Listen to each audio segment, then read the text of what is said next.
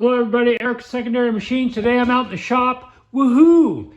This is the final third part of, actually the third installment of the Klausing 8520 spindle bearing replacement. It is back together and it is fixed, and the run out on it has gone from 2 thou to 1/10 of 1 thou, which is half of the factory spec for this machine. And so I am thrilled. Everything went back together. No hiccups, no problems. I still didn't get to do the two other bearings that are up in the top up here that are on the belt drive there, but I'm just not worried about it. One of them felt kind of notchy, but it's not causing me any problems at this point. As you can see, I'm set up, I've been cutting some more gears, and so I've been using this since having fixed it. It's been a couple of days, but this is the first thing I've done with it. And man, it's just such a pleasure to run now without that 2 thou. I can definitely tell a difference when I'm running it. And I'm just super, super excited.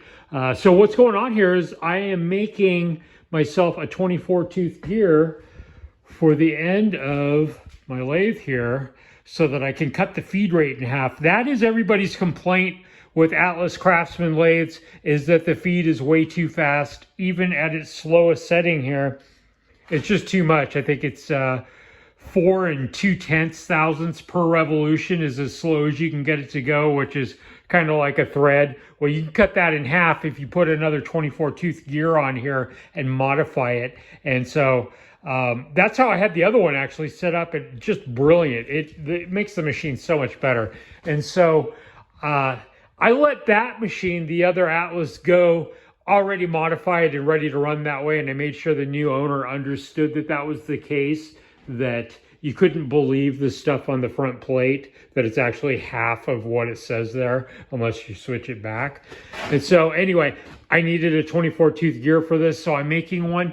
I'm probably going to make a couple of extras and see if I can't sell them maybe in an Atlas group. We'll see how that goes. But anybody out there that has an Atlas Craftsman lathe that hasn't done that modification, that has the QC box, it's something you really ought to consider doing, because it really makes the finish just so much better. It makes the machine just all around a lot better to use. So anyway, I just, it's been a couple of days. I've been really busy. I've been working out of town on something, and so I hadn't had a chance to get back to you guys on how the bearings came out. And so I just wanted to throw together a real quick video and let everybody know that it all went well and it's back together. Ooh, I've got an adapter coming in the mail from eBay that goes on the end of this. That's gonna, I don't know if you can see it over there, but that is a